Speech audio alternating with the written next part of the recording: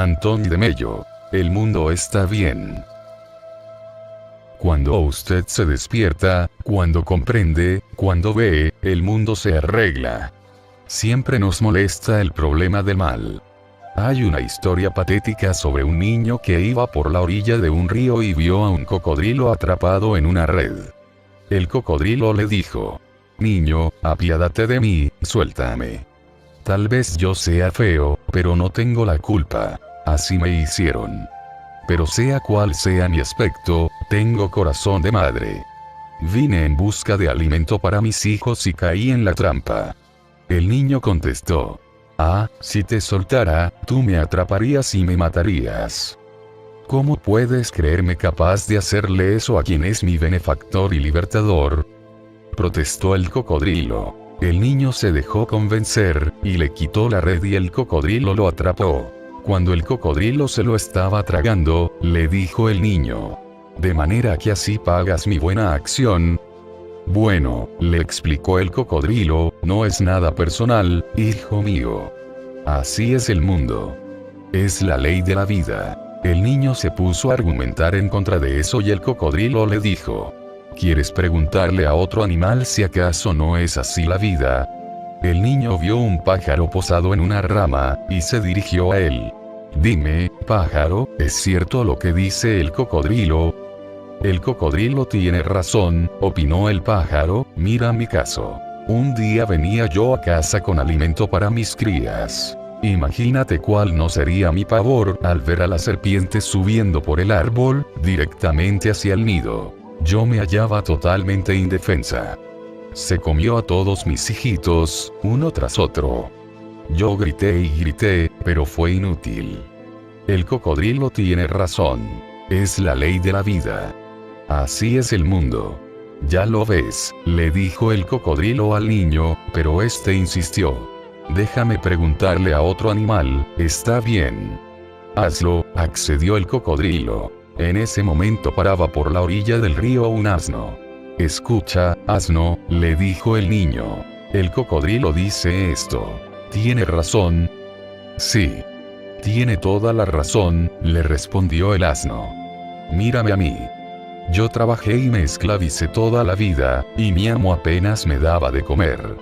Ahora que estoy viejo y soy inútil, me soltó, y yo ando vagando por la selva, esperando que algún animal salvaje salte sobre mí y me mate. El cocodrilo tiene razón. Es la ley de la vida. Así es el mundo». Entonces dijo el cocodrilo: «Vamos». El niño replicó: «Dame otra oportunidad». El niño vio pasar un conejo, y le dijo: «Dime, conejo, ¿tiene razón el cocodrilo?». El conejo se sentó en las patas traseras, y le preguntó al cocodrilo: «¿Tú le dijiste eso al niño?». «Así es, eso le dije». «Espera un momento», le sugirió el conejo, «tenemos que discutirlo». «Está bien», aceptó el cocodrilo. «Pero ¿cómo podremos discutirlo si tienes ese niño en la boca?». «Suéltalo. Él también tiene que tomar parte en esta discusión». El cocodrilo contestó: «Tú eres muy astuto. Si lo soltara se escaparía». «Yo creí que tú eras más inteligente», objetó el conejo. «Si intentara huir, podrías matarlo de un coletazo». «Es justo», concedió el cocodrilo, y soltó al niño. Apenas quedó libre el niño, el conejo le gritó: «Escapa». El niño corrió y escapó. Luego le dijo el conejo: «Oye, niño, ¿a ti no te gusta la carne de cocodrilo? La gente de tu pueblo no apetecerá un buen bistec de carne de cocodrilo. En realidad, tú no soltaste del todo al cocodrilo. Tiene atrapada la mayor parte del cuerpo en la red. ¿Por qué no vas a la aldea y los traes a todos para que preparen un banquete?». El niño le hizo caso. Fue a la aldea y llamó a los hombres. Estos trajeron hachas, porras, y lanzas, y dieron muerte al cocodrilo. El perro del niño también vino, y cuando vio al conejo, lo atrapó y lo degolló. El niño llegó demasiado tarde, y, viendo morir al conejo, dijo: «El cocodrilo tenía razón. Así es el mundo. Es la ley de la vida». No hay ninguna explicación para todos los sufrimientos y los males y las torturas y la destrucción y el hambre que hay en el mundo. Eso nunca se lo podrá explicar uno. Puede intentarlo con sus fórmulas, religiosas o de otra índole, pero nunca se lo explicará. Porque la vida es un misterio, lo cual quiere decir que con su mente racional, uno no puede explicárselo. Para eso tiene que despertar y entonces se dará cuenta repentinamente de que la realidad no es el problema es uno mismo. El sonambulismo. Las escrituras siempre lo están insinuando, pero uno nunca comprenderá una palabra de lo que dicen las escrituras hasta que despierte. La gente dormida lee las escrituras y crucifican al Mesías basándose en ellas. Para entender las escrituras, uno debe despertar. Cuando despierta, ellas tienen sentido. Lo mismo que la realidad. Pero uno nunca podrá expresarlo con palabras. Usted preferiría hacer algo, pero aún así, debemos estar seguros de que usted no está actuando sencillamente para liberarse de sus sentimientos negativos. Muchas personas se lanzan a la acción, y lo único que logran es que las cosas empeoren. No proceden del amor, proceden de sentimientos negativos. Proceden de la culpa, la ira, el odio, de un sentido de injusticia, o lo que sea. Usted debe estar seguro de su ser antes de lanzarse a la acción. Tiene que cerciorarse de quién es usted antes de actuar. Infortunadamente, cuando las personas dormidas se lanzan a la acción, sencillamente cambian una crueldad por otra, una injusticia por otra. Y así es. Meister Eckhart dice: no es por sus acciones por lo cual usted se salvará o despertará, llámelo como quiera, sino por su ser. No será juzgado por lo que hace, sino por lo que es. ¿De qué le sirve alimentar al hambriento, de dar de beber al sediento o visitar a los prisioneros? Recuerde esta frase de Pablo: si entrego mi cuerpo a las llamas y doy todos mis bienes para alimentar a los pobres y no tengo amor, no son sus acciones, sino su ser lo que cuenta. Entonces podrá lanzarse a la acción. Usted puede hacerlo o no hacerlo. No puede decidirlo hasta que despierte. Infortunadamente todo el énfasis se concentra en cambiar el mundo y se pone muy poco énfasis en despertar. Cuando usted despierta, sabrá lo que debe hacer y lo que no debe hacer. Algunos místicos son muy raros. Como Jesús, quien dijo algo así: yo no fui enviado a esa gente. Por ahora me limito a lo que debo hacer ahora mismo. Quizás más tarde. Algunos místicos enmudecen. Misteriosamente algunos de ellos cantan. Algunos de ellos entran a servir. Nosotros nunca estamos seguros. En cambio, ellos son su propia ley. Ellos saben exactamente lo que se debe hacer. Láncese al calor de la batalla y mantenga su corazón a los pies del Señor, como dije antes. Imagínese que usted no se siente bien, y que está de mal humor, y que lo llevan a un hermoso paisaje. El paisaje es hermoso, pero usted no está de humor para ver nada. Unos días más tarde usted pasa por el mismo sitio y dice: cielos, ¿en dónde estaba yo que no me di cuenta de esto? Todas las cosas son hermosas cuando uno cambia. Usted mira los árboles y las montañas a través de unas ventanas mojadas por la lluvia de una tormenta, y todo lo ve borroso y sin forma. Usted quiere salir, y cambiar esos árboles, cambiar esas montañas. Espere un momento, examinemos su ventana. Cuando cesa la tormenta y cesa la lluvia, y usted mira por la ventana, dice: ¿cómo se ve todo de diferente? No vemos a las personas ni a las cosas como son, sino como somos nosotros.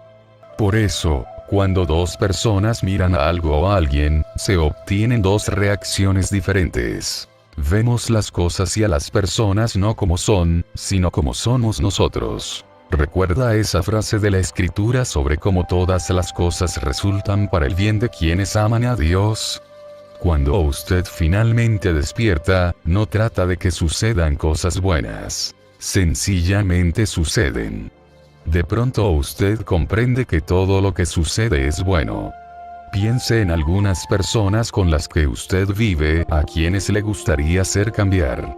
Las encuentra de mal humor, desconsideradas, poco fiables, traicioneras, o lo que sea. Pero cuando usted sea diferente, ellas serán diferentes. Esa es una cura infalible y milagrosa. El día que usted sea diferente, ellas serán diferentes y usted las verá de manera diferente. Alguien que antes era temible, ahora parecerá asustado. Alguien que antes era ofensivo ahora parecerá asustado. De repente nadie tendrá poder para herirlo. Nadie tiene el poder para presionarlo. Es algo así. Usted deja un libro en la mesa y yo lo cojo y digo, usted me está presionando con este libro. Tengo que tomarlo o no tomarlo.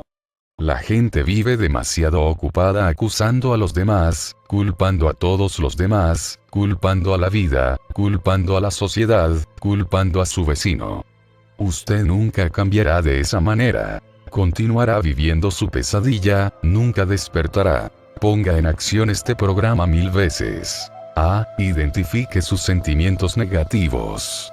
B. Comprenda que ellos están en usted, no en el mundo, no en la realidad externa. C. No los vea como parte esencial del yo. Estas cosas van y vienen. D. Comprenda que cuando usted cambia, todo cambia. El cambio como avaricia. Eso todavía nos deja una gran pregunta. ¿Hago algo para cambiarme a mí mismo? Le tengo una gran sorpresa, muchas buenas noticias. Usted no tiene que hacer nada. Cuanto más haga, peor será. Todo lo que tiene que hacer es comprender. Piense en alguien con quien vive o con quien trabaja y que no le parece agradable, que le causa sentimientos negativos. Veamos lo que sucede. Lo primero que usted necesita comprender es que el sentimiento negativo está en usted. Usted es el responsable del sentimiento negativo, no la otra persona. Otra persona en su lugar estaría completamente calmada y a sus anchas en presencia de esa persona. No se afectaría. Usted sí. Ahora comprenda otra cosa. Usted está haciendo una exigencia. Usted espera algo de esta persona, ¿entiende? Entonces dígale a esa persona: yo no tengo el derecho de exigirle nada a usted. Al decir eso, descartará su expectativa. Yo no tengo derecho a exigirle nada a usted. Claro que me protegeré de las consecuencias de sus acciones o de su mal humor o de lo que sea, pero puede seguir adelante y ser lo que quiera ser. No tengo derecho a hacerle ninguna exigencia. Mire lo que le sucede a usted cuando hace esto. Si encuentra resistencia para decirlo, ¿cuánto va a descubrir sobre usted mismo? Permita que el dictador que hay en usted salga a la luz. Usted pensaba que era un cordero, ¿verdad? Pero yo soy un tirano y usted es un tirano. Una pequeña variación de yo soy un asno, usted es un asno. Yo soy un dictador, usted es un dictador. Yo quiero organizarle su vida. Quiero decirle exactamente cómo se espera que sea y cómo se espera que se comporte, y es mejor que usted se comporte como yo he decidido o me castigaré a mí mismo con sentimientos negativos. Recuerde lo que les dije. Todos somos locos. Una mujer me contó que su hijo había obtenido un premio en la escuela secundaria. Lo había ganado por excelencia deportiva y académica. Ella se alegraba, pero casi tenía la tentación de decirle: no te confíes en ese premio porque está preparándote para cuando no lo puedas hacer tan bien. Ella estaba en un dilema. ¿Cómo prevenir su futura desilusión sin desilusionarlo ahora? Esperamos que él aprenda a medida que ella crezca en sabiduría. No se trata de lo que ella diga. Es algo que ella llegará a hacer. Entonces comprenderá. Entonces sabrá qué decir y cuándo decirlo. Ese premio fue el resultado de la competición, la cual puede ser cruel si se basa en el odio a uno mismo y a los demás. La gente se siente bien sobre la base de que otros se sientan mal. Usted gana derrotando a otro. ¿No es terrible? Aceptado como obvio en un manicomio. Un médico norteamericano escribió sobre el efecto de la competición en su vida. Él asistió a una escuela de medicina en Suiza, en la cual había un grupo grande de norteamericanos. Cuenta que algunos de los estudiantes se conmocionaron cuando se dieron cuenta que no había calificaciones, no había premios, no había cuadro de honor, no había un primero o segundo puesto en la escuela. El estudiante aprobaba o no aprobaba. Dijo, algunos no podíamos aceptarlo. Nos volvimos casi paranoicos. Creíamos que tenía que haber algún truco. De manera que algunos se fueron para otra escuela. Los que se quedaron descubrieron algo extraño que nunca habían encontrado en las universidades norteamericanas. Los estudiantes brillantes les ayudaban a los otros a aprobar, compartiendo con ellos sus apuntes. El hijo de este médico asiste a la escuela de medicina de los Estados Unidos y le cuenta que en el laboratorio, la gente frecuentemente altera el microscopio de manera que el siguiente estudiante demore 3 o 4 minutos en ajustarlo. Competición. Tienen que tener éxito, tienen que ser perfectos. Y relata una bella historia, la cual dice él que es verdadera, pero que podría ser una hermosa parábola. Había una aldea en los Estados Unidos en donde la gente se reunía por la tarde a escuchar música. Tenían un saxofonista, un tamborero y un violinista, la mayoría de ellos, personas de edad. Se reunían para estar juntos y para gozar de la música, aunque no la ejecutaban muy bien.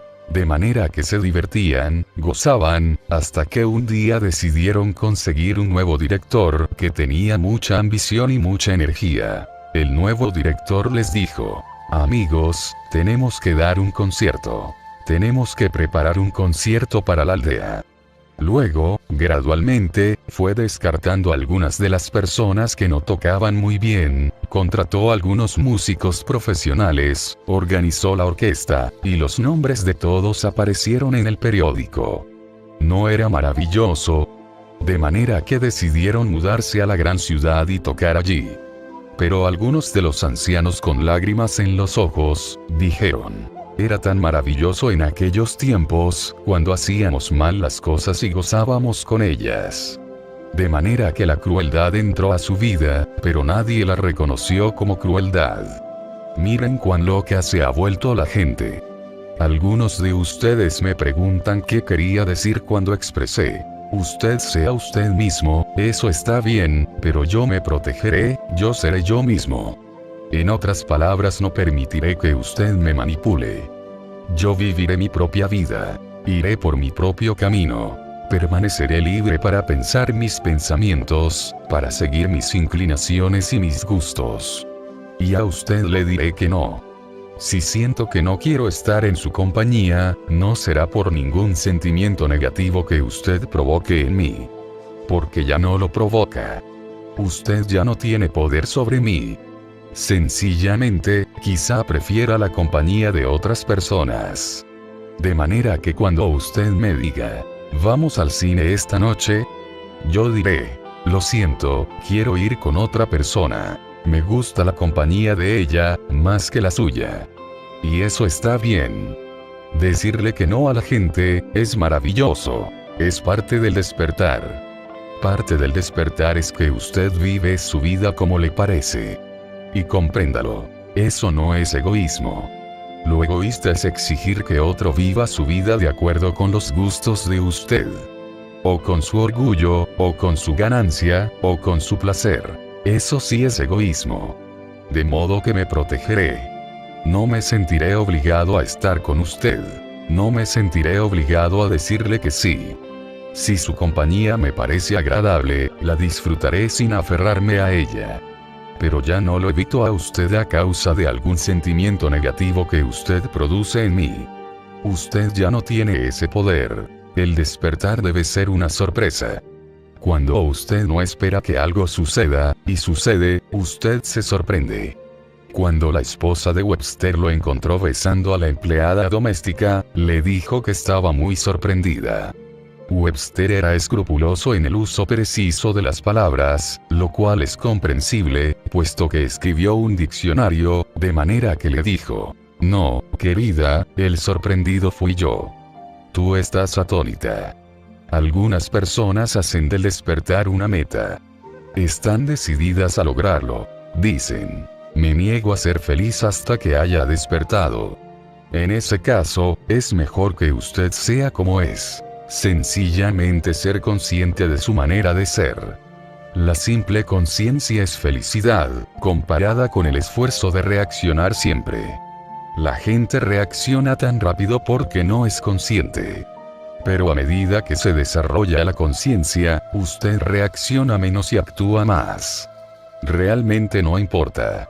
Cuentan que un discípulo le dijo a su gurú que se iba para un sitio lejano a meditar con la esperanza de lograr despertar. De manera que cada 6 meses le enviaba a su gurú una nota para informarlo acerca de su progreso. El primer informe decía, ahora comprendo lo que significa perderse a sí mismo. El gurú rompió la nota y la tiró al recipiente de la basura.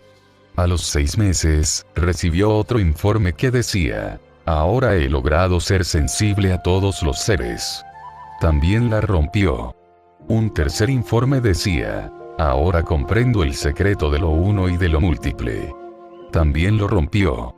Y así siguió durante años, hasta que no llegaron más informes. Después de un tiempo, al gurú le dio curiosidad, y un día se encontró con un viajero que iba a ese sitio lejano. El gurú le dijo, ¿por qué no averigua qué le pasó a ese hombre? Finalmente recibió una nota de su discípulo. Decía, ¿qué importa?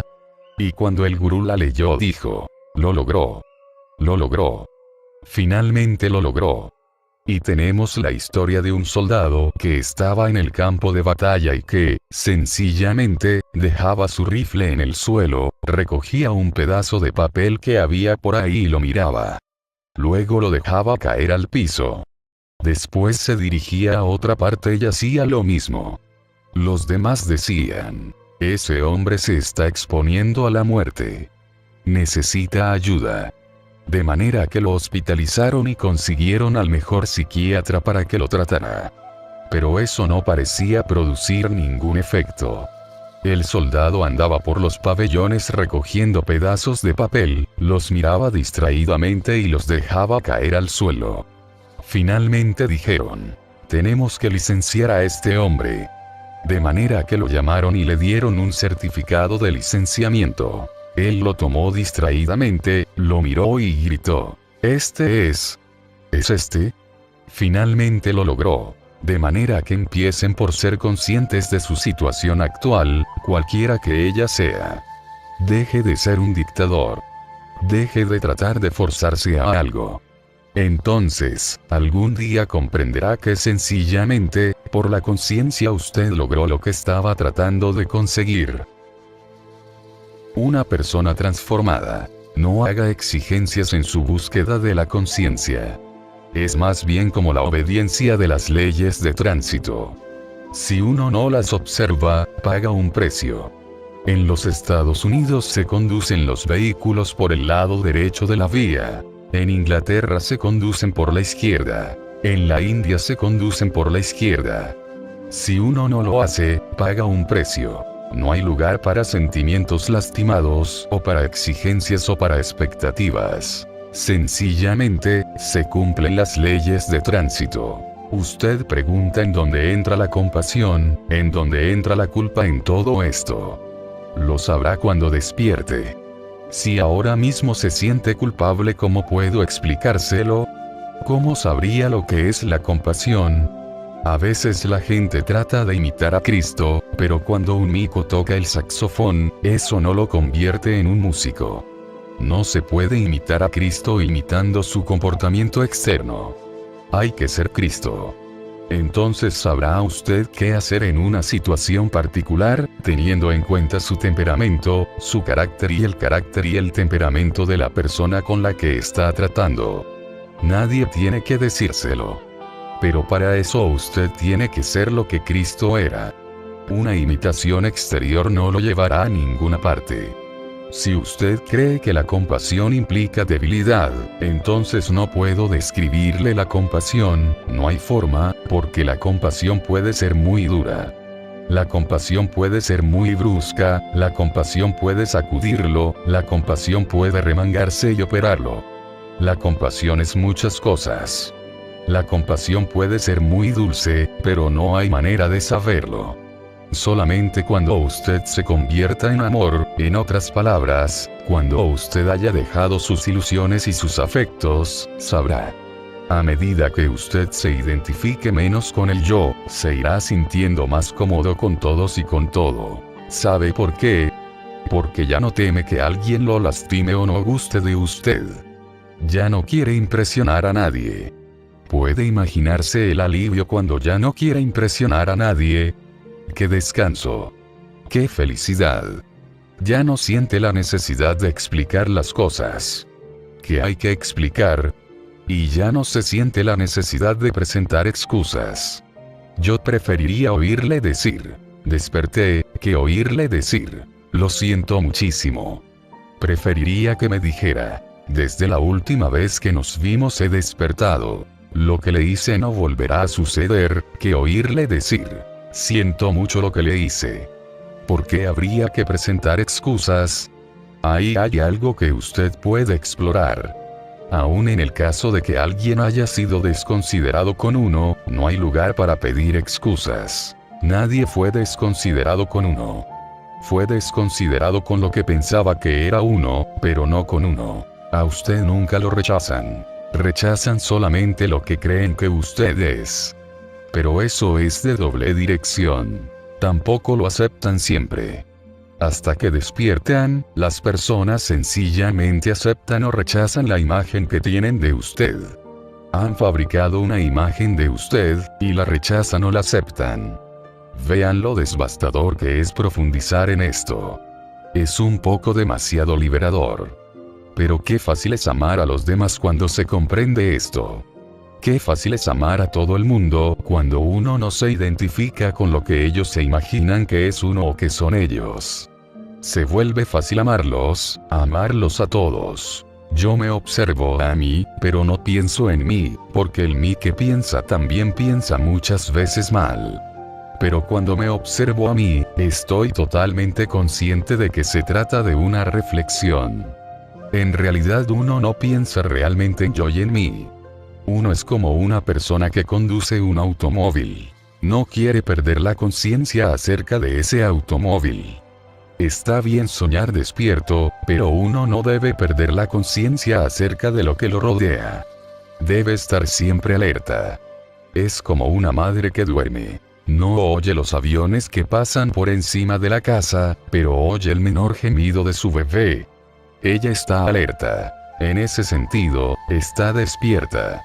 Uno no puede decir nada acerca de estar despierto. Solamente puede hablar acerca de estar dormido. Uno sugiere el estado del despertar. No puede decir nada de la felicidad. La felicidad no se puede definir. Lo que se puede definir es la infelicidad. Deje la infelicidad y sabrá. El amor no se puede definir. El desamor sí. Deje el desamor, deje el miedo, y sabrá. Queremos averiguar cómo es la persona despierta. Pero usted solo lo sabrá cuando llegue allí. Estoy sugiriendo, por ejemplo, que no debemos hacerles exigencias a nuestros hijos. Lo que dije fue, usted no tiene derecho a hacer exigencias.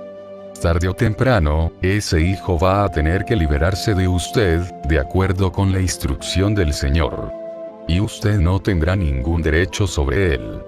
En verdad él realmente no es su hijo, o nunca lo fue. Él le pertenece a la vida, no a usted. Nadie pertenece a usted.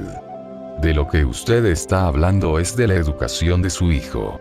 Si quiere almorzar, venga entre las 12 y la 1 o no habrá almuerzo, y punto. Así es como son las cosas aquí. Si no viene a tiempo, no almuerza. Usted es libre, eso es verdad, pero debe aceptar las consecuencias. Cuando hablo de no esperar nada de los demás, o de no hacer exigencias, me refiero a esperar y exigir algo para mi propio bienestar. Obviamente, el presidente de un país tiene que hacer exigencias a la gente. El policía de tránsito tiene que hacer exigencias a la gente. pero son exigencias sobre su comportamiento, leyes de tránsito, buena organización, el funcionamiento adecuado de la sociedad. No se propone hacer sentir bien al presidente ni al policía de tránsito. La llegada al silencio. Todos me preguntan qué sucederá cuando finalmente lleguen. Es simple curiosidad. Siempre estamos preguntando cómo se acomodará esto en el sistema, o si es que tendrá sentido en ese contexto, o qué se sentirá cuando lleguemos. Empiece y lo sabrá. Eso no puede describirse. En el Oriente se dice, los que saben no lo dicen, los que lo dicen, no lo saben. No se puede decir, solo se puede decir lo contrario. El gurú no puede darle la verdad. La verdad no se puede poner en palabras, en una fórmula. Eso no es la verdad. Eso no es la realidad. La realidad no se puede poner en una fórmula. El gurú solo puede señalarle a usted sus errores. Cuando deje sus errores, conocerá la verdad. E incluso entonces usted no puede decirla. Esta es una enseñanza común entre los grandes místicos católicos. El gran Tomás de Aquino, al final de su vida, no escribía y no hablaba. Había visto. Yo creía que él había guardado ese famoso silencio durante un par de meses, pero continuó guardándolo durante años. Se había dado cuenta que había hecho el ridículo, y lo dijo explícitamente. Es como si ustedes nunca hubieran probado un mango verde y me preguntaran, ¿a qué sabe? Yo les diría, es ácido, pero al darles una palabra los he alejado de la pista. Traten de comprender esto. La mayoría de las personas no son muy sabias. Toman la palabra de las escrituras, por ejemplo. Y todo lo entienden mal. Ácido como el vinagre, ácido como un limón. No, no es ácido como un limón, sino ácido como un mango. Pero nunca lo he probado, dice usted. ¡Qué lástima! Sin embargo, usted continúa y escribe una tesis doctoral sobre el mango. No lo haría si no lo hubiera probado. Realmente no lo haría. Habría escrito una tesis doctoral sobre otras cosas, pero no sobre los mangos. Y el día que finalmente usted pruebe un mango verde, usted dirá, Dios mío, hice el ridículo. No debía haber escrito esa tesis. Eso fue exactamente lo que Tomás de Aquino hizo. Un gran filósofo y teólogo alemán escribió todo un libro sobre el silencio de Santo Tomás. Sencillamente guardaba silencio, no hablaba. En el prólogo de su Suma Teológica, la cual es el resumen de su teología, dice, sobre Dios, no podemos decir lo que es, sino, lo que no es. Y, por tanto, no podemos hablar acerca de cómo es, sino de cómo no es. Y en su famoso comentario sobre la obra de Boecio de Santa Trinitate, dice que hay 3 maneras de conocer a Dios. 1. En la creación. 2. En las acciones de Dios en la historia y 3. En la forma más elevada de conocimiento de Dios tamquam ignotum, conocer a Dios como lo que no se conoce. La manera más alta de hablar sobre la Trinidad es saber que uno no sabe. Ahora, no se trata de un maestro zen oriental hablando. Se trata de un santo canonizado por la Iglesia Católica Romana, del príncipe de los teólogos durante siglos. Conocer a Dios como lo que no se conoce. En otro lugar, Santo Tomás llegaba a decir, como lo inconocible. La realidad, Dios, la divinidad, la verdad, el amor son inconocibles. Eso quiere decir que no se pueden ser comprendidos por la gente discursiva. Eso solucionaría muchas preguntas que hace la gente, porque siempre vivimos con la ilusión de que sabemos. No sabemos, no podemos saber. Entonces, ¿qué son las escrituras? Son una sugerencia, una pista, no una descripción. El fanatismo de un creyente sincero que cree que sabe, causa más daño que los esfuerzos aunados de 200 bandidos. Es aterrador ver lo que los creyentes sinceros pueden hacer porque creen que saben. ¿No sería maravilloso que tuviéramos un mundo en el cual todos dijeran, no sabemos? caería una gran barrera. ¿No sería maravilloso? Un ciego de nacimiento me pregunta, ¿qué es esa cosa que llaman verde? ¿Cómo se le describe el color verde a un ciego de nacimiento? Se usan analogías. Entonces digo, el color verde es algo como una música suave. Sí, le digo, música sosegada y suave. Otro ciego me pregunta, ¿qué es el color verde? Le digo que es suave como el raso, muy sosegado y suave al tacto. Al día siguiente me doy cuenta que los dos ciegos están peleando a botellazos. El uno dice, es suave como la música. El otro dice, es suave como el raso. Y así sigue la cosa. Ninguno de los dos sabe de qué se está hablando, porque si lo supieran, se quedarían callados. Así es de grave el asunto. Es peor aún, porque digamos que un día el ciego ve, y se sienta en el jardín y mira alrededor, y usted dice, bueno, ahora usted sabe cómo es el color verde. Y él le responde, es verdad. Lo oí un poco esta mañana. La verdad es que usted está rodeado de Dios y no ve a Dios porque sabe acerca de Dios.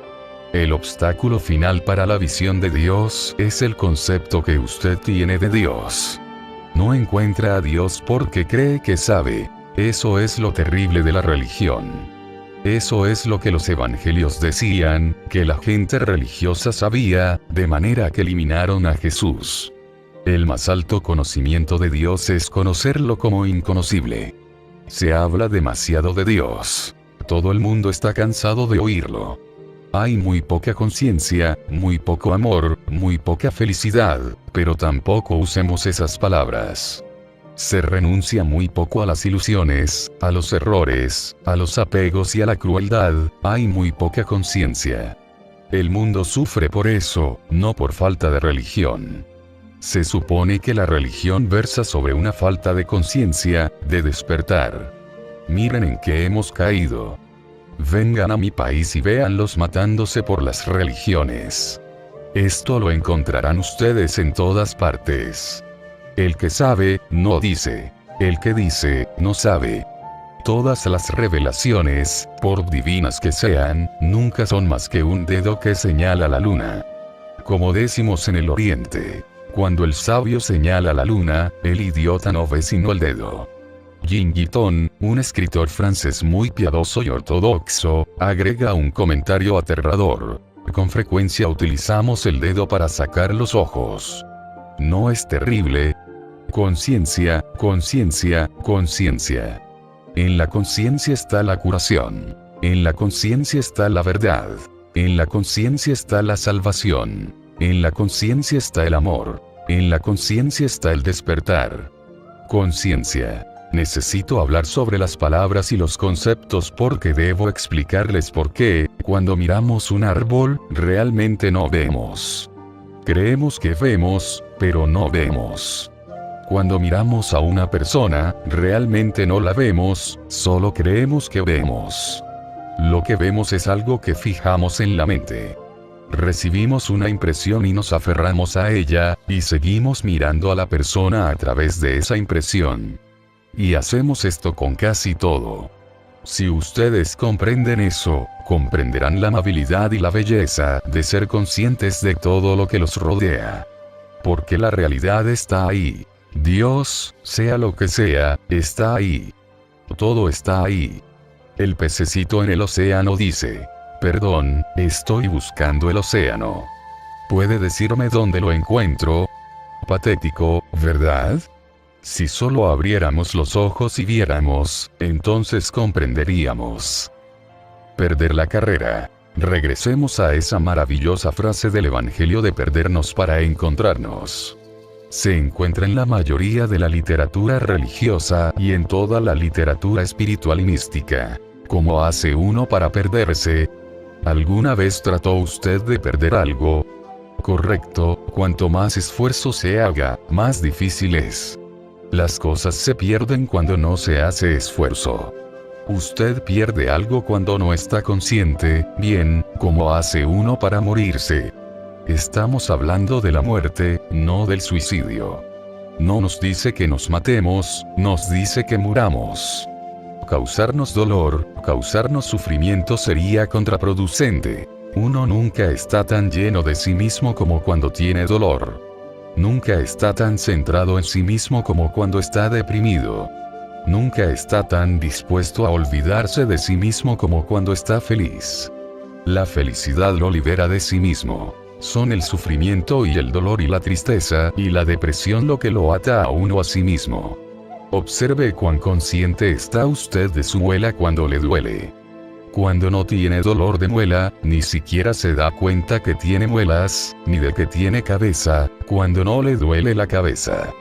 Pero es muy diferente cuando tiene un terrible dolor de cabeza. De manera que es erróneo, es falso, pensar que la manera de liberarse de uno mismo es causarse dolor, ser abnegado, mortificarse, como estas cosas se entendían tradicionalmente.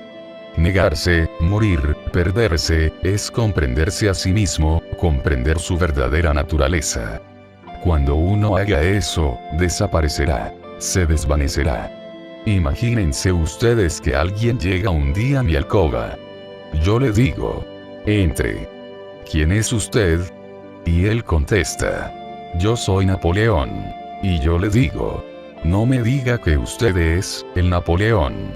Y él responde, precisamente, Bonaparte, el emperador de Francia, no me diga. Exclamo mientras pienso, hay que tratar a este con cuidado, siéntese, su majestad. Bien, me dicen que usted es un buen director espiritual. Tengo un problema espiritual. Estoy intranquilo, me cuesta trabajo confiar en Dios. Mire usted, yo tengo mis tropas en Rusia, y por las noches no puedo dormir pensando cómo resultará todo. Bien, su majestad, le respondo, ciertamente podría aconsejarle algo. Le sugiero que lea el capítulo 6 de Mateo. Mirad los lirios del campo, ellos no trabajan ni hilan. En este momento me pregunto quién está más loco, si ese hombre o yo. Pero le sigo la corriente al loco. Eso es lo que hace el gurú sabio con usted al principio. Le sigue la corriente. Toma en serio sus problemas. Le secará una o dos lágrimas. Usted está loco, pero todavía no lo sabe. Pronto llegará el momento en que el gurú le quite el piso y le diga, olvídese, usted no es Napoleón.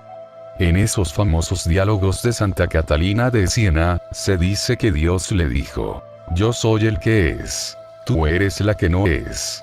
¿Han sentido alguna vez su no ser? En el Oriente tenemos una imagen para esto. Es la imagen del danzarín y la danza. Se ve a Dios como el danzarín y a la creación como la danza de Dios. No es como si Dios fuera el danzarín grande, y usted fuera el danzarín pequeño. Ah, no. Usted no es un danzarín. Usted es la danza. ¿Alguna vez sintió eso? De manera que cuando el hombre recupera sus facultades mentales y se da cuenta de que no es Napoleón, no deja de existir. Sigue existiendo, pero de pronto se da cuenta de que es algo diferente de lo que él pensaba que era. Perderse es darse cuenta de repente de que uno es algo diferente de lo que pensaba que era.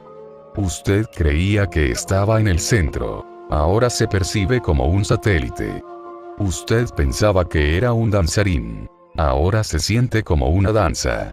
Estas no son solo analogías, imágenes, de manera que no las tome literalmente. Apenas le dan una pista, un indicio. Son solo señales, no lo olvide.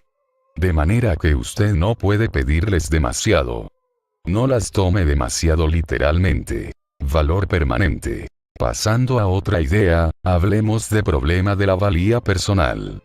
La valía personal no significa el valor de uno mismo. ¿De dónde procede el valor de uno mismo? Se obtiene del éxito en el trabajo. Se obtiene de tener mucho dinero. Se obtiene de atraer a muchos hombres, si usted es mujer, o a muchas mujeres, si usted es hombre. ¿Cuán frágil es eso? ¿Cuán transitorio? Cuando hablamos del valor de uno mismo, no estamos hablando realmente de cómo nos reflejamos en el espejo de la mente de los demás. Pero tenemos que depender de eso. Uno comprende su propia valía personal cuando ya no se identifica o se define en función de esas cosas pasajeras. No me vuelvo bello por el hecho que todos digan que soy bello. Realmente no soy ni bello ni feo. Estas cosas van y vienen. Mañana podría transformar en una criatura muy fea, pero todavía sería yo. Entonces, digamos que me hago cirugía plástica y otra vez vuelvo a ser hermoso. El yo realmente se vuelve hermoso. Es necesario dedicar mucho tiempo a reflexionar sobre estas cosas. Se las he dicho rápidamente, pero si dedican tiempo a comprender lo que he dicho, para profundizar en ello, tendrán una mina de oro. Lo sé, porque cuando lo descubrí la primera vez descubrí un verdadero tesoro. Las experiencias placenteras hacen la vida deliciosa. Las experiencias dolorosas llevan al crecimiento. Las experiencias placenteras hacen la vida deliciosa, pero de por sí no llevan al crecimiento. Lo que lleva al crecimiento son las experiencias dolorosas. El sufrimiento señala un área en la cual uno todavía no ha crecido, en la cual uno necesita crecer, transformarse y cambiar. Si supieran utilizar el sufrimiento, ¿cuánto crecerían? Limitémonos por ahora al sufrimiento psicológico, a todas esas emociones negativas que tenemos. No pierdan su tiempo en ninguna de ellas. Ya les he dicho lo que podrían hacer con esas emociones. La decepción que tienen ustedes cuando las cosas no les resultan como querían, obsérvenla. Miren lo que ella dice de ustedes. Lo digo sin condenar, de otra manera quedarían atrapados en el odio hacia ustedes mismos. Obsérvenla como la observarían en otra persona. Observen esa decepción, esa depresión que ustedes sufren cuando los critican. ¿Qué dice ella de ustedes? ¿Han oído hablar de aquella persona que dijo: ¿quién dice que la preocupación no sirve? Ciertamente ayuda. Cada vez que me preocupo por algo, no sucede. Bien, ciertamente le sirvió a ella. O el otro que dijo: la persona neurótica es la que se preocupa por algo que no ocurrió en el pasado. No es como nosotros, las personas normales, que nos preocupamos por las cosas que no ocurrirán en el futuro. De eso se trata. Esa preocupación, esa ansiedad, ¿qué le dicen a uno? Los sentimientos negativos, todos los sentimientos negativos son útiles para la conciencia, para la comprensión. Le dan a uno la oportunidad de sentirlos, de observarlos desde fuera. Al comienzo, la depresión todavía estará allí, pero usted habrá cortado su conexión con ella. Gradualmente, comprenderá la depresión. A medida que la comprenda, le dará con menos frecuencia, y desaparecerá por completo. Tal vez, pero en ese momento ya no importará gran cosa. Antes del despertar yo solía deprimirme. Después del despertar sigo deprimido. Pero gradual o rápidamente, o de repente, uno llega al estado del despertar. Este es el estado en que uno descarta sus deseos. Pero recuerden que lo que quiero decir con deseos y anhelos. Quiero decir, a menos que obtenga lo que deseo, me niego a ser feliz. Quiero decir, los casos en que la felicidad depende de que se cumpla el deseo. Deseo, no preferencia. No supriman el deseo, porque entonces no tendrían vida. Perderían energía, y eso sería terrible. En el sentido saludable de la palabra, el deseo es energía, y cuanta más energía tengamos, mejor. Pero no supriman el deseo, compréndanlo. Véanlo en su verdadera luz. Véanlos como lo que realmente son.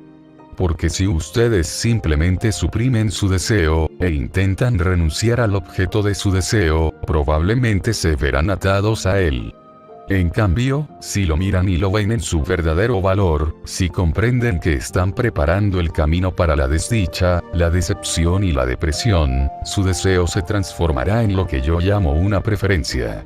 Cuando uno se va por la vida con preferencias, pero no permite que la felicidad dependa de ninguna de ellas, entonces está despierto. Va avanzando hacia el despertar. Estar despierto, felicidad, llámenlo como quieran, es el estado en el que no hay engaño, en que uno ve las cosas no como uno es, sino como ellas son, hasta donde esto le es posible a un ser humano. Dejar las ilusiones, ver las cosas, ver la realidad. Es eso lo que lo hace desdichado. Repito, usted agrega algo, una reacción negativa en usted. La realidad proporciona el estímulo, usted proporciona la reacción. Usted agrega algo con su reacción.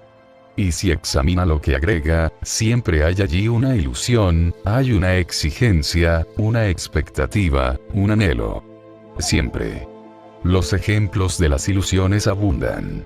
Pero a medida que usted comience a avanzar en este camino, las irá descubriendo usted mismo. Por ejemplo, la ilusión, el error de creer que cambiando el mundo exterior usted cambiará. Usted no cambia si sencillamente cambia su mundo exterior. Si usted consigue un nuevo empleo, o un nuevo cónyuge, o un nuevo hogar, o un nuevo gurú, o una nueva espiritualidad, eso no lo cambia a usted. Es como creer que cambia la letra cambiando de estilográfica. O que cambia la capacidad de pensar cambiando de sombrero. Eso no lo cambia realmente, pero la mayoría de los seres humanos gastan toda su energía tratando de reorganizar su mundo exterior de acuerdo con sus gustos. A veces tienen éxito, durante unos 5 minutos, y obtienen algo de alivio, pero incluso durante ese momento de alivio están tensos, porque la vida siempre fluye, la vida siempre cambia. De manera que si ustedes quieren vivir, no deben tener una morada permanente. No deben tener donde reclinar la cabeza. Tienen que fluir con la vida. Como dijo el gran Confucio, quien quiera ser constante en la felicidad debe cambiar con frecuencia. Fluya. Pero siempre miramos hacia atrás, ¿no es verdad? Nos aferramos a las cosas del pasado y nos aferramos a las cosas del presente. Cuando uno pone la mano en el arado, no puede mirar hacia atrás. ¿Quieren disfrutar la melodía? ¿Quieren disfrutar de una sinfonía? No se aferren a unos pocos compases de música. No se aferren a un par de notas. Déjenlas pasar, déjenlas fluir. Todo el goce de una sinfonía depende de su disposición para dejar que las notas pasen. En cambio, si a ustedes les gustara determinado compás y le gritaran a la orquesta, tóquenlo varias veces, eso ya no sería una sinfonía. ¿Conocen ustedes los cuentos de Nasreddin, el viejo Mullah? Él es una figura legendaria que los griegos, los turcos y los persas reclaman como propia. Enseñaba su doctrina mística en forma de cuentos, generalmente chistosos. Y el desenlace del cuento siempre era Nasreddin. Un día Nasreddin estaba tocando en una guitarra solamente una nota. Al cabo de un rato, una multitud se reunió alrededor, era en el mercado, y uno de los hombres que estaba sentado en el suelo dijo: Mullah, esa nota que está tocando es bonita, pero ¿por qué no la varía un poco como hacen los otros músicos? Esos son unos tontos, dijo Nasreddin. Ellos están buscando la nota correcta. Yo ya la encontré. Aferrarse a la ilusión. Cuando usted se aferra a algo, la vida se destruye. Cuando usted se sujeta a algo, usted deja de vivir. Eso está en todas las páginas del Evangelio. Compréndalo. Comprenda también otra ilusión, que la felicidad no es lo mismo que la excitación, no es lo mismo que las emociones. Eso es otra ilusión, que una emoción proviene de un deseo cumplido. El deseo produce ansiedad, y, tarde o temprano producirá una resaca. Cuando usted haya sufrido lo suficiente, entonces estará listo para verlo. Usted se está alimentando de emociones. Es como alimentar un caballo de carreras con golosinas. Darle tortas y vino. Un caballo de carreras ni se alimenta así. Es como alimentar a los seres humanos con una droga. Usted necesita alimento y bebida buenos, sólidos, nutritivos. Es necesario que usted comprenda todo esto. Otra ilusión es que otra persona puede hacer esto por usted, que algún salvador o gurú o maestro puede hacer esto por usted. Ni siquiera el más grande gurú del mundo puede dar un solo paso por usted. Usted mismo tiene que darlo. San Agustín lo dijo maravillosamente. El mismo Jesucristo no podía hacer nada por muchos de sus oyentes. O repitiendo ese hermoso proverbio árabe. La naturaleza de la lluvia es la misma, y sin embargo produce espinas en el pantano y flores en el jardín. Usted tiene que hacerlo. Nadie más puede ayudarle. Es usted quien tiene que digerir su alimento, usted tiene que comprender. Nadie más puede comprender por usted.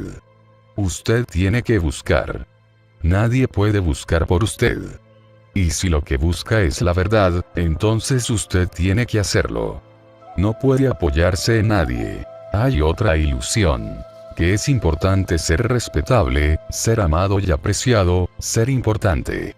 Muchos dicen que tenemos una necesidad de ser amados, apreciados, de pertenecer. Eso es falso. Descarte esta ilusión y será feliz. Tenemos una necesidad natural de ser libres, una necesidad natural de amar, pero no de ser amados. A veces, en mis sesiones de psicoterapia encuentro un problema común. Nadie me ama. Entonces, ¿cómo puedo ser feliz? Le explico a la persona. Quiere decir que nunca tiene momentos en que usted se olvide que no es amado, y se deje ir, y sea feliz. Por supuesto que los tiene. Por ejemplo, una mujer está embebida en una película. Es una comedia, y ella está riéndose a mandíbula batiente, y en ese bendito momento olvida recordar que alguien la ama, nadie la ama, nadie la ama. Está feliz. Entonces sale del teatro, y la amiga con que había ido a ver la película se va con un novio y queda sola. Entonces empieza a pensar, todas mis amigas tienen novio y yo no. Soy tan infeliz. Nadie me ama. En la India, muchos de los pobres están empezando a conseguir radios de transistores que son un lujo. Todo el mundo tiene un transistor, se oye decir, pero yo no tengo un transistor. Soy tan infeliz. Hasta que todo el mundo empezó a conseguir transistores, eran perfectamente felices sin tener uno. Así le pasa a usted. Hasta que alguien le dijo que no sería feliz a menos que fuera amado, usted estaba perfectamente feliz. Usted puede ser feliz sin ser amado, sin ser deseado o atractivo. Usted es feliz en el contacto con la realidad. Eso es lo que trae la felicidad, un contacto con la realidad a cada momento. Allí es en donde encontrará a Dios. Allí es en donde encontrará la felicidad. Pero la mayoría de la gente no está preparada para oír eso. Otra ilusión es que los acontecimientos externos tienen poder para lastimarlo a uno, que otras personas tienen poder para lastimarlo. No, no lo tienen. Usted es el que les da ese poder. Otra ilusión, ustedes todos esos rótulos que la gente le ha dado, o que usted mismo se ha dado. Usted no es eso, no es eso. De manera que no tiene por qué aferrarse a ellos. El día que alguien diga que soy un genio y lo tome en serio tendré problemas. ¿Pueden comprender por qué? Porque ahora empezaré a ponerme tenso. Tengo que cumplir las expectativas, tengo que mantenerlo. Tengo que averiguar después de cada conferencia. ¿Le gustó la conferencia? ¿Todavía cree que soy un genio? ¿Ve? De manera que lo que usted necesita es romper el rótulo. Rómpalo, y será libre. No se identifique con esos rótulos. Eso es lo que la otra persona piensa. Así fue como ella lo vio en ese momento. ¿Es usted de verdad un genio? ¿Es usted loco? ¿Es usted un místico? ¿Está chiflado? ¿Qué importa en realidad? Siempre y cuando usted siga siendo consciente, viviendo la vida en cada momento. Qué maravillosamente se describe eso en aquellas palabras del Evangelio. Mirad las aves del cielo. Ellas no siembran ni cosechan ni almacenan en graneros, mirad los lirios del campo, ni se afanan ni hilan. Así habla el verdadero místico, la persona que despertó. Entonces está angustiado. ¿Puede usted con todas sus angustias agregar un solo día a su vida? ¿Por qué preocuparse por el mañana? Métase en el hoy. Alguien dijo, la vida es algo que sucede mientras estamos ocupados haciendo otros planes. Eso es patético. Viva el momento presente. Esta es una de las cosas que usted notará que le sucede a medida que despierta. Se encontrará viviendo en el presente, gustando de cada momento a medida que lo vive. Otro buen signo es cuando usted oye una sinfonía, unas notas después de las otras, sin intentar detenerla. Abrazarse a los recuerdos. Eso me lleva a otro tema, a otro tópico. Pero este nuevo tema se relaciona mucho con lo que he venido diciendo y con mi indicación de ser consciente de todas las cosas que le agregamos a la realidad. Miremos esto paso a paso. El otro día un jesuita me contó que hace varios años estaba dando una charla en Nueva York, en donde los puertorriqueños eran muy impopulares en ese momento debido a algún incidente. Todo el mundo decía toda suerte de cosas contra ellos. De manera que en la charla dijo, voy a leerles algunas de las cosas que la gente de Nueva York dijo sobre ciertos inmigrantes. Lo que les leyó fue realmente lo que la gente había dicho sobre los irlandeses, y sobre los musulmanes, y sobre todas las otras olas de inmigrantes que habían llegado a Nueva York años antes. Él lo dijo muy bien. Estas personas no traen la delincuencia con ellos. Se convierten en delincuentes cuando se enfrentan con ciertas condiciones aquí. Debemos comprenderlos. Si ustedes quieren solucionar la situación, es inútil que reaccionen con prejuicio. Ustedes tienen que comprender, no condenar. Así es como se logra el cambio en uno mismo. No condenando, no insultándose a sí mismo, sino comprendiendo lo que está sucediendo. No llamándose a sí mismo un suco pecador. No, no, no, no. Para obtener conciencia usted tiene que ver, y no puede ver si tiene prejuicios. Miramos con prejuicio casi todas las cosas y a casi todas las personas. Es casi suficiente para desanimar a cualquiera. Es como encontrarse con un viejo amigo a quien no veía hace mucho tiempo. Hola Tom, le digo, qué bueno verte y le doy un gran abrazo. A quien estoy abrazando, atomo al recuerdo que tengo de él. Un ser humano vivo, o un cadáver. Estoy suponiendo que todavía es el muchacho interesante que yo creía que era. Estoy suponiendo que todavía responde a la idea que tengo de él con mis recuerdos y asociaciones. De manera que le doy un gran abrazo. 5 minutos después me doy cuenta que él ha cambiado y ya no me interesa. Abracé a la persona que no era. Si quieren saber cuán valedero es esto, escuchen. Una religiosa de la India va a hacer un retiro. Todo el mundo en la comunidad dice, ah, ya lo sabemos, eso es parte de su carisma. Ella siempre va a seminarios y a retiros. Nunca la cambiará nada. Bueno, sucede que esta hermana sí cambia en este seminario, o grupo de terapia, o lo que sea. Ella cambia. Todo el mundo se da cuenta de la diferencia. Todo el mundo dice, realmente has comprendido muchas cosas. Es verdad, y ellos pueden ver la diferencia en su comportamiento, en su cuerpo, en su rostro. Siempre se nota cuando hay un cambio interior. Siempre se ve en el rostro, en los ojos, en el cuerpo. Bien, la hermana regresa a su comunidad, y como la comunidad tiene un prejuicio, una idea fija sobre ella, van a seguir mirándola con los ojos del prejuicio. Ellas son las únicas que no ven en ella ningún cambio. Dicen, sí, parece estar más animada, pero esperen. Se volverá a deprimir. Y en unas pocas semanas, se deprime de nuevo. Ella está reaccionando a la reacción de las otras. Y todas dicen, ven, ya lo habíamos dicho, no ha cambiado. Lo trágico es que sí había cambiado, pero ellas no lo veían. La percepción tiene consecuencias devastadoras en los asuntos del amor y de las relaciones humanas. Cualquiera que sea una relación, ciertamente implica dos cosas. claridad de percepción, tanta cuanta sea nuestra capacidad de ella. Algunas personas discutirían hasta dónde podemos lograr claridad de percepción, pero no creo que nadie discuta que es deseable aproximarnos a ella, y precisión en la respuesta. Es más probable que uno responda con precisión cuando percibe con claridad. Cuando su percepción está distorsionada, no es probable que responda con precisión. ¿Cómo puede uno amar a alguien a quien ni siquiera ve? ¿Usted ve realmente a alguien a quien está ligado?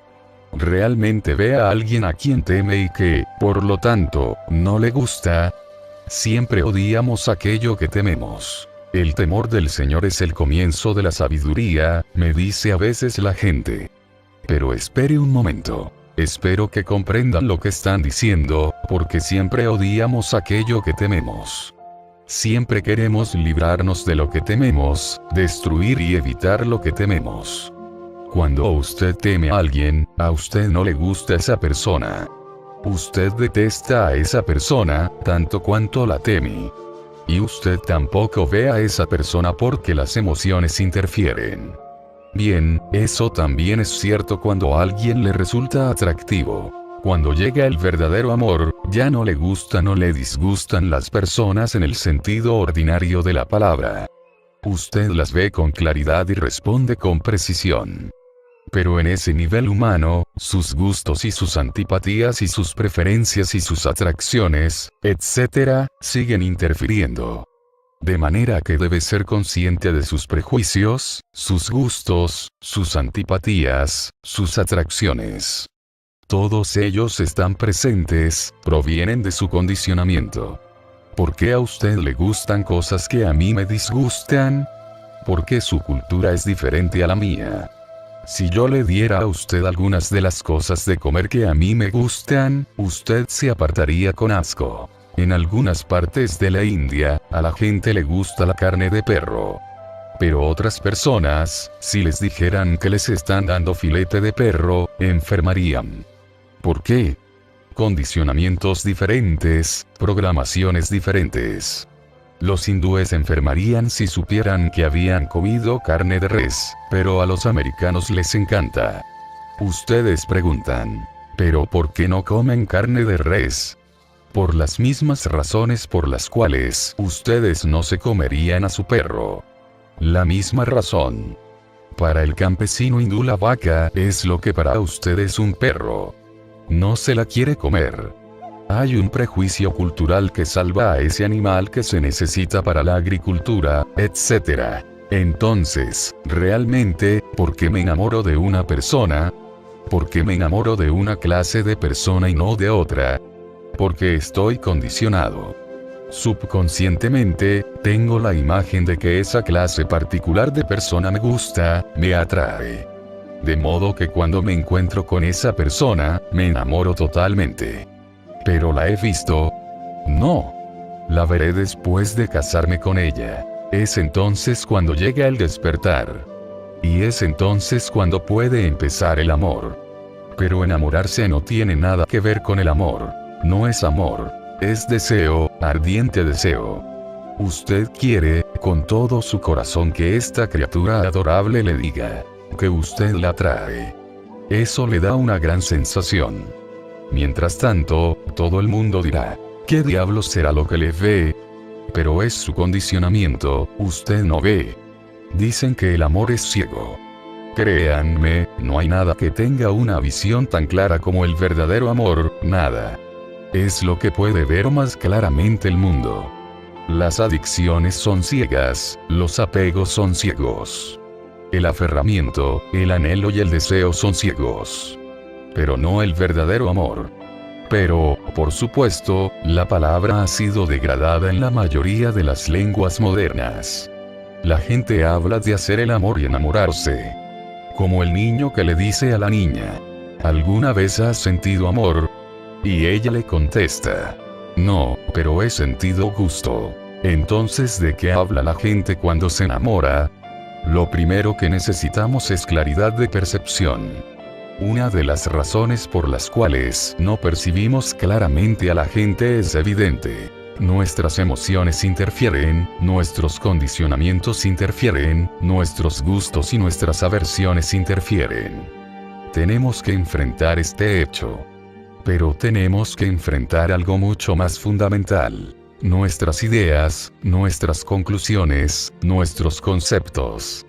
Creámoslo o no, todo concepto diseñado para ayudarnos a ponernos en contacto con la realidad acaba interfiriendo ese contacto con la realidad, porque, tarde o temprano, nos olvidamos de que las palabras no son la cosa. El concepto no es lo mismo que la realidad. Son diferentes. Por eso les dije antes que la última barrera para encontrar a Dios es la palabra Dios y el concepto de Dios. Ello interfiere si no se tiene cuidado. Debiera ser una ayuda. Puede ser una ayuda, pero también puede ser un obstáculo. Seamos concretos. Cada vez que tengo un concepto, es algo que podría aplicarse a varios individuos. No nos referimos a un nombre concreto, particular, como María o Juan, los cuales no tienen un significado conceptual. Un concepto se aplica a numerosos individuos, a incontables individuos. Los conceptos son universales. Por ejemplo, la palabra hoja podría aplicarse a cada una de las hojas de un árbol.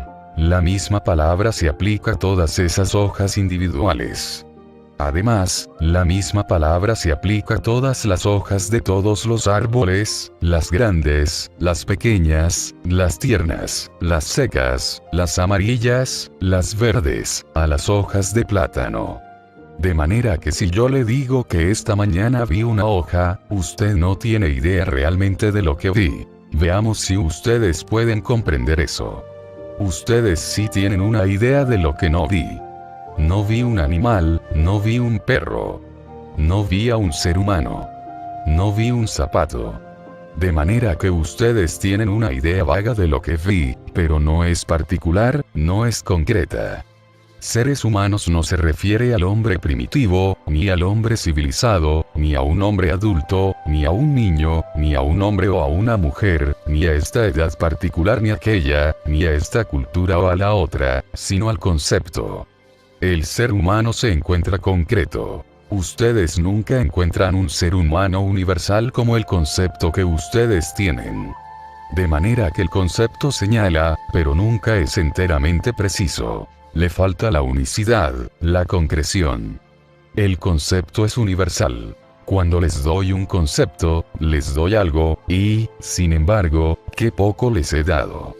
El concepto es tan valioso, tan útil para la ciencia.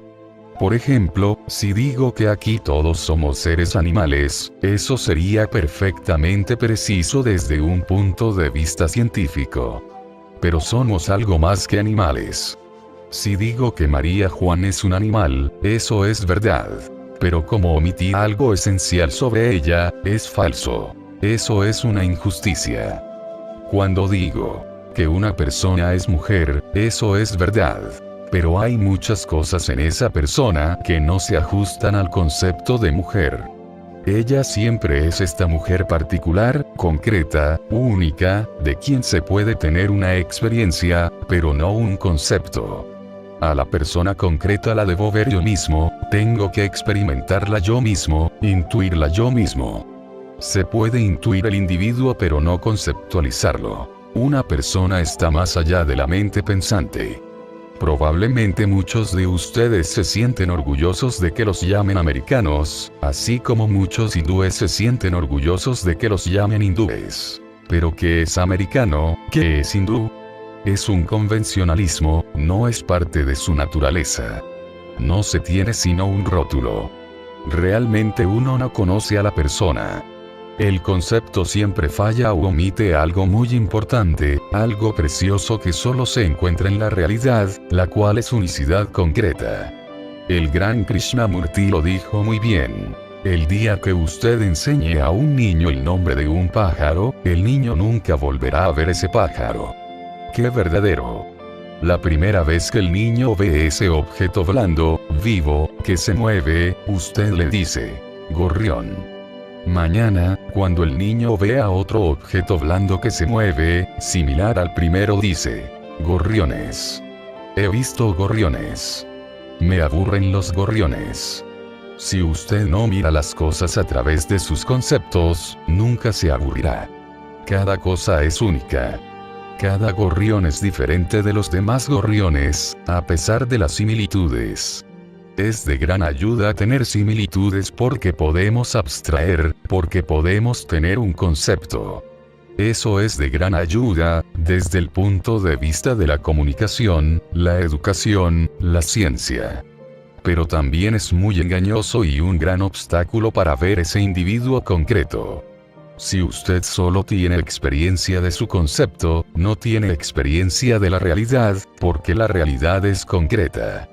El concepto es una ayuda, para llevarlo a usted a la realidad, pero cuando llegue, tiene que intuirla o experimentarla directamente. Una segunda cualidad de un concepto es que no es estático, y la realidad fluye. Utilizamos el mismo nombre para las cataratas del Niágara, pero esa masa de agua cambia constantemente. Tenemos la palabra río, pero allí el agua fluye constantemente.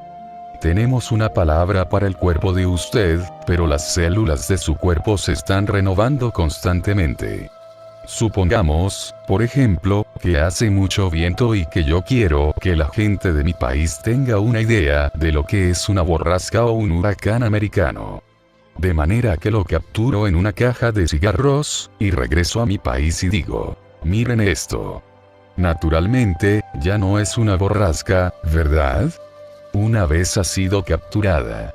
O si quiero que ustedes sientan lo que es el movimiento de un río y se lo traigo en un balde. En el momento en que lo pongo en el balde, deja de fluir. En el momento en el que se ponen las cosas en un concepto dejan de fluir. Se vuelven estáticas, muertas. Una ola congelada no es una ola. Una ola es esencialmente movimiento, acción. Cuando usted la congela, ya no es una ola. Los conceptos siempre están congelados.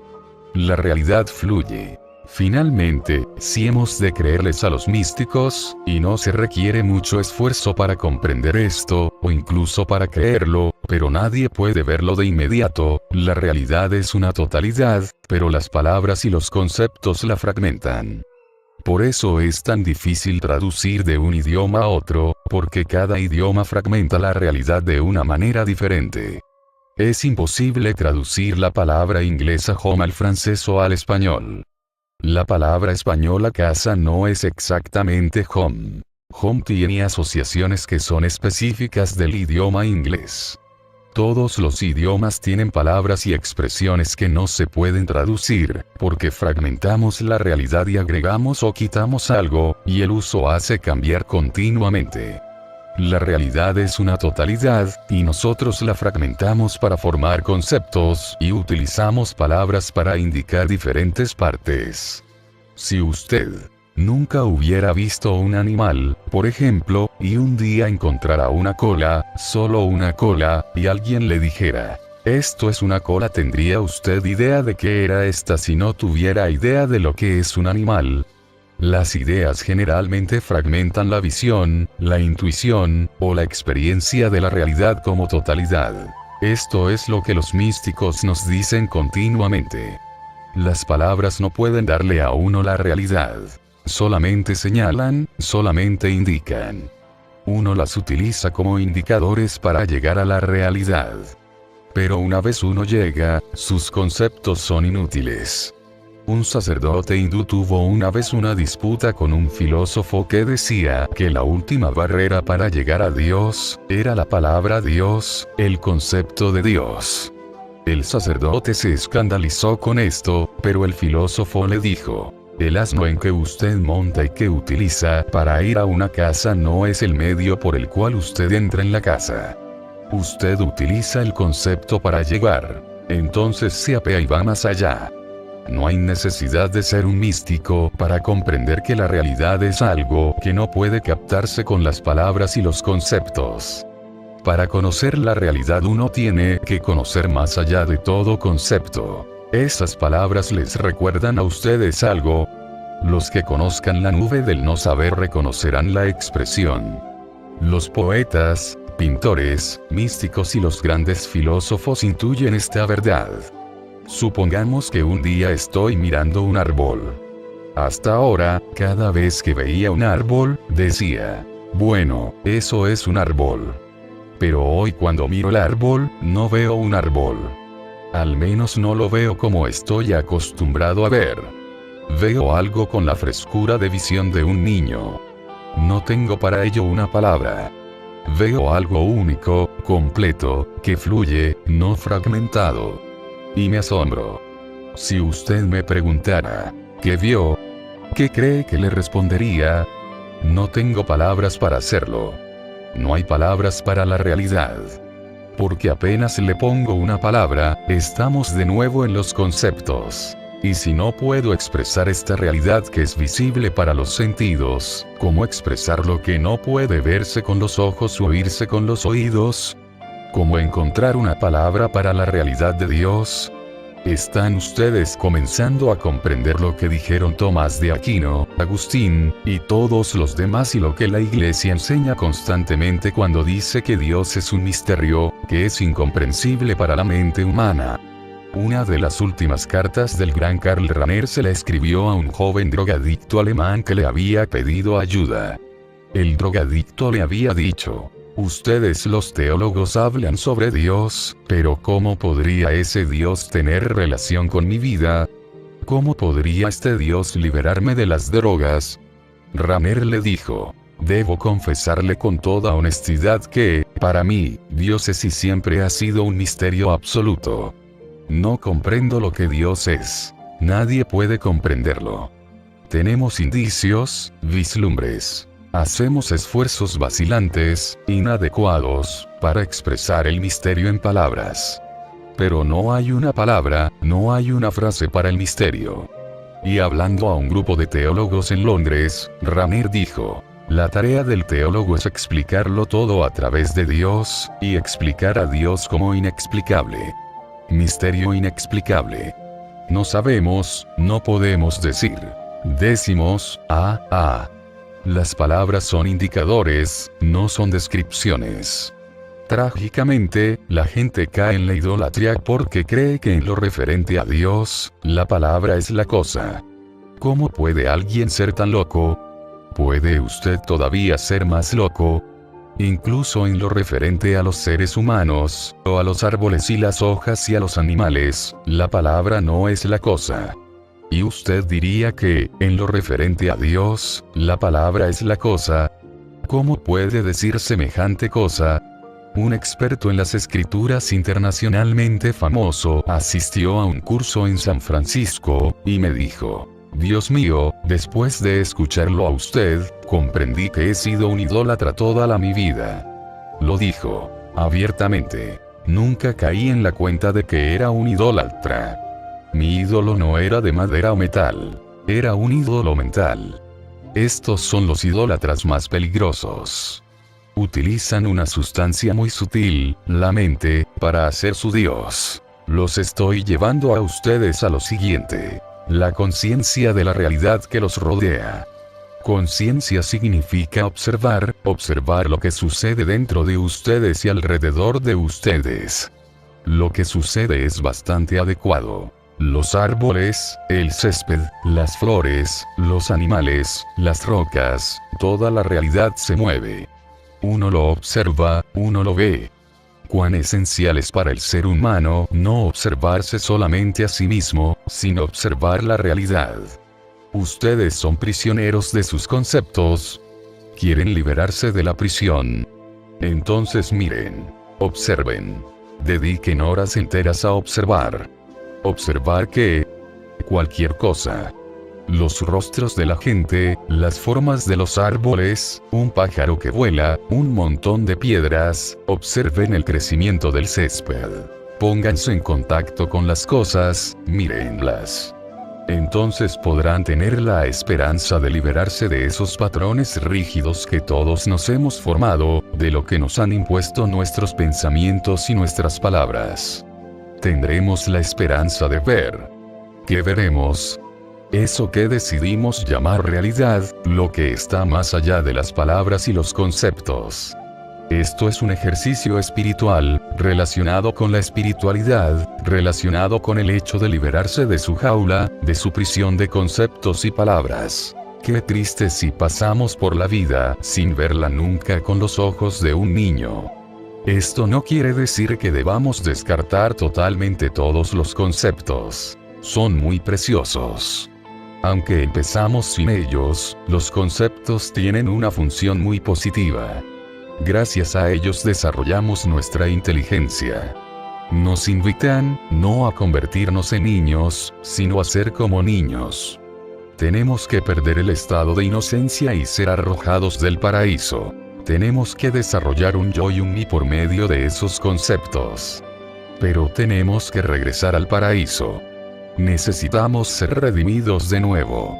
Necesitamos descartar al hombre viejo, la naturaleza vieja, el ego condicionado, y regresar al estado del niño, pero sin ser un niño. Cuando comenzamos en la vida, miramos la realidad con asombro, pero no es el asombro inteligente de los místicos. Es el asombro informe del niño.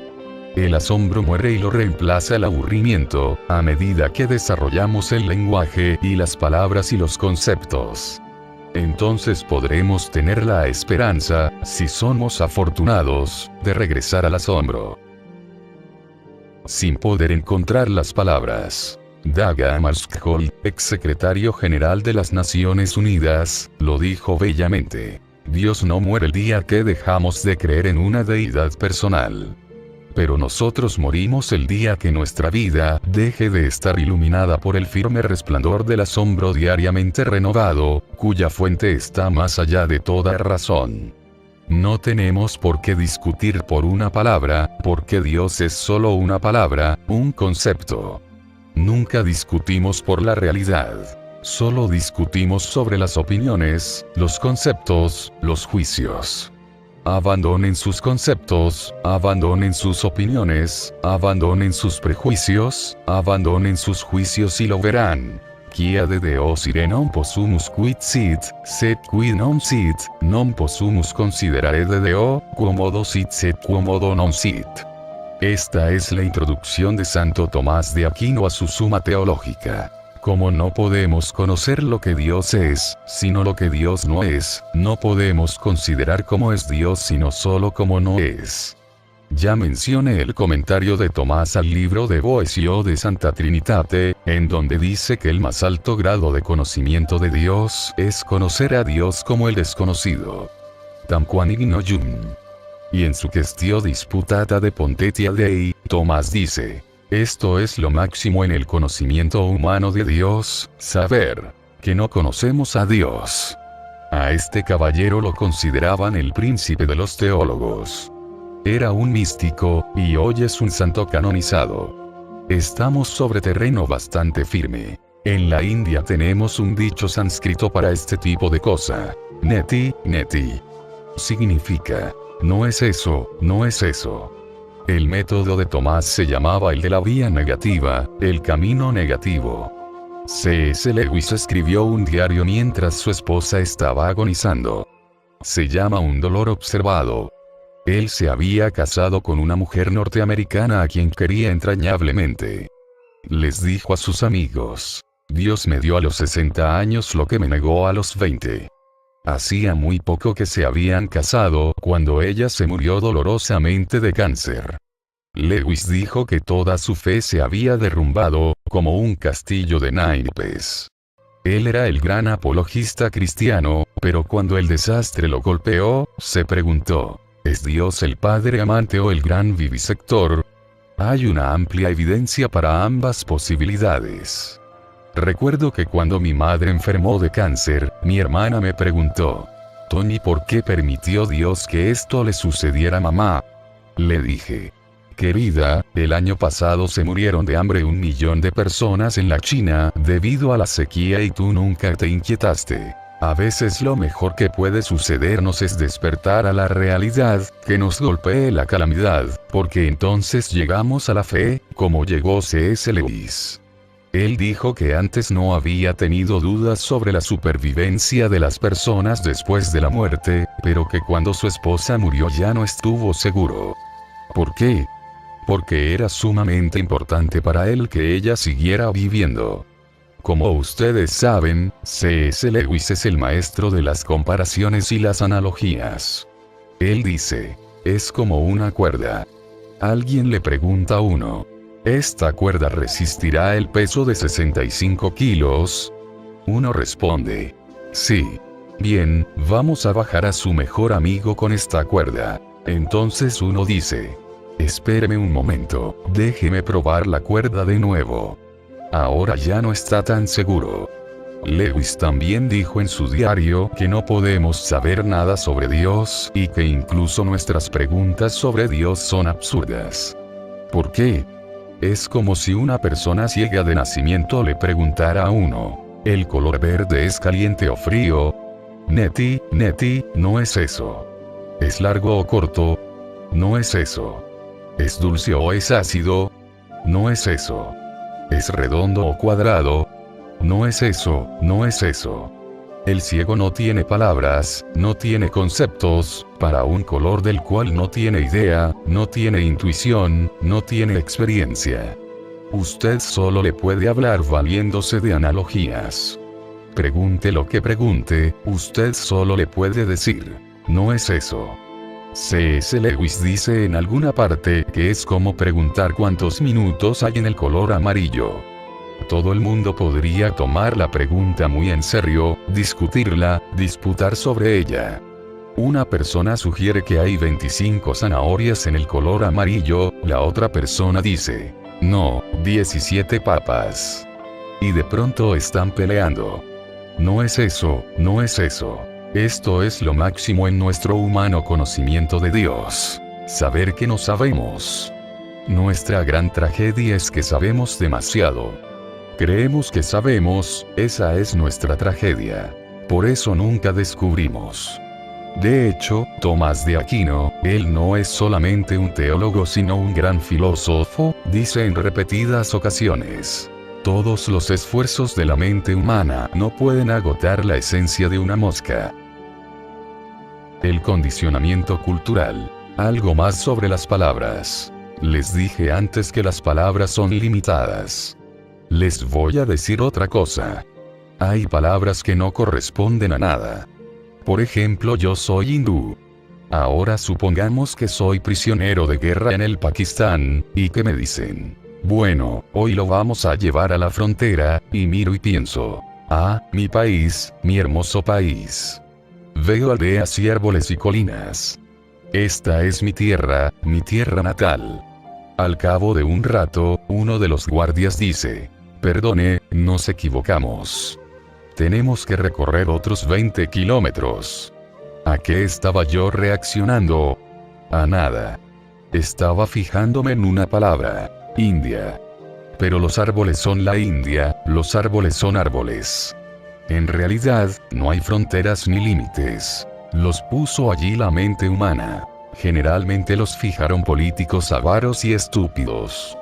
En una época, mi país fue uno. Ahora son 4. Si no nos cuidamos, podría llegar a 6.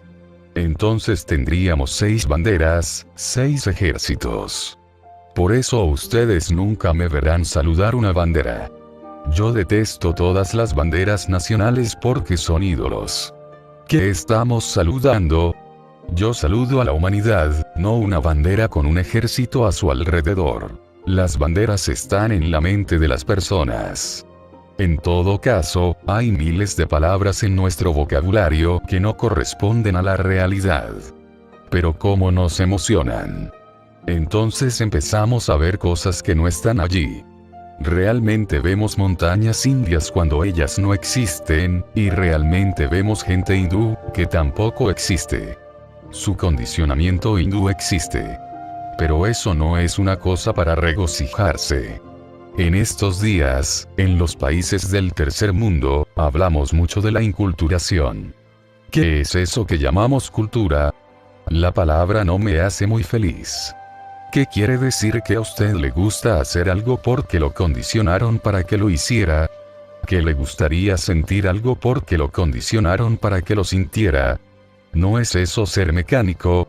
Imagínense un bebé estadounidense que es adoptado por una pareja rusa y es llevado a Rusia. No tiene idea de que es estadounidense de nacimiento. Crece hablando ruso. Vive y muere por la madre Rusia. Odia a los estadounidenses. El niño tiene el sello de su propia cultura. Está familiarizado con su propia literatura. Mira el mundo a través de los ojos de su cultura. Ahora, si ustedes quieren mostrar su cultura de la misma manera como muestran sus vestidos, está bien. La mujer hindú usaría un sari y la mujer estadounidense usaría otra cosa, y la mujer japonesa usaría su kimono. Aunque nadie se identifica con sus vestidos, ustedes sí quieren usar su cultura. Están orgullosos de su cultura. Les enseñan a estar orgullosos de ella. Permítanme decirlo tan enérgicamente como pueda. Un jesuita amigo mío me dijo: cuando veo a un mendigo o a un pobre, no puedo no darle una limosna. Eso me lo enseñó mi madre. Su madre le daba una comida a cualquier pobre que pasara. Yo le dije: Joe, lo que tú tienes no es una virtud. Lo que tienes es una compulsión, una buena compulsión desde el punto de vista del mendigo, pero de todas maneras es una compulsión. Recuerdo otro jesuita que nos dijo una vez en una reunión íntima de nuestra provincia jesuita en Bombay: yo tengo 80 años. He sido jesuita durante 75 años. Nunca he dejado de hacer mi hora de meditación, nunca. Bueno, eso podría ser muy admirable, o también podría ser una compulsión. No hay gran mérito si es algo mecánico. La belleza de una acción viene, no de que se haya convertido en un hábito, sino de su sensibilidad, su conciencia, su claridad de percepción, y su claridad de respuesta. Puedo decirle sí a un mendigo y no a otro. No estoy obligado por ningún condicionamiento o programación de mis experiencias pasadas o de mi cultura. Nadie me ha sellado con algo, o si lo han hecho, ya no reacciono basándome en ello. Si usted hubiera tenido una mala experiencia con un estadounidense, o si lo hubiera mordido un perro, o si hubiera tenido una mala experiencia con cierto tipo de alimento, sentiría la influencia de esa experiencia durante el resto de su vida. Y eso está mal. Usted necesita liberarse de eso. No conserve las expectativas del pasado. En realidad, tampoco conserve las buenas experiencias del pasado. Aprenda lo que significa experimentar algo plenamente, después descártelo y pase al momento siguiente, sin influencias del anterior. Tendría tan poco equipaje que podría pasar por el ojo de una aguja. Sabría lo que es la vida eterna, porque la vida eterna es ahora, es el ahora sin tiempo. Solamente así entrará en la vida eterna. Pero ¿cuántas cosas llevamos con nosotros? Nunca emprenderemos la tarea de liberarnos, de dejar el equipaje, de ser nosotros mismos. Siento decir que en todas partes encuentro musulmanes que utilizan su religión, su culto y su Corán para distraerse de esa tarea. Y lo mismo puede decirse de los hindúes y de los cristianos. ¿Puede usted imaginarse al ser humano que ya no está influenciado por las palabras? Usted puede decirle cualquier cantidad de palabras, y él todavía será ecuánime con usted. Usted puede decir: yo soy el cardenal arzobispo fulano de tal, pero él seguirá siendo ecuánime. Lo verá usted como es. No está influenciado por el rótulo.